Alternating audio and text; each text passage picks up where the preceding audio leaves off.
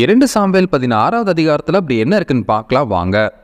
மேவிபோசேத்தின் வேலைக்காரனான சீபா கழுதைகளையும் அப்பங்களையும் தானியங்களையும் திராட்சரசத்தையும் கொண்டு வந்தான். சவுல் வீட்டு வம்சத்தான் ஆகிய சீமேய் என்பவன் தாவீதை நோக்கி தூஷணமான வார்த்தைகளை பேசிக்கொண்டே வந்தான். தாவீதின் சேவகர் கோபம் கொண்டு அவனை கொல்ல முற்பட்ட போதிலும் தாவீது அவர்களை தடுத்து, தேவன் ஒருவேளை அவனை அப்படி பேச சொல்லியிருக்கலாம், இதன் மூலமாக தேவன் தனக்கு தயவு செய்வார் என்றான். அப்சலோமும் இஸ்ரவேல் மக்களும் அவனோடு அகித்தோப்பேலும் எருசலேமுக்கு வந்தார்கள். இனி அவன் செய்ய வேண்டியது என்ன என்று முன்பு தாவீதின் ஆலோசனைக்காரனாய் இருந்த அகிதோப்பேலிடம் அப்சலோம் ஆலோசனை கேட்டான். அதற்கு அகிதோப்பேல் வீட்டை காக்க அவனுடைய தகப்பன் வைத்து போன மறுமனை ஆட்டைகளிடம் உறவு கொள்ளும்படி சொன்னான். அப்பொழுது அவனுடைய தகப்பனார் அவனை வெறுத்தார் என்று இஸ்ரவேலர்கள் எல்லாரும் கேள்விப்பட்டு அவர்களோடு இருக்கிற எல்லாருடைய கைகளும் பலனடையும் என்றான். அப்படியே அப்சலோம் மாடியின் மேல் ஒரு கூடாரத்தை போட்டு எல்லா இஸ்ரவேலர்களின் கண்களுக்கு முன்பாக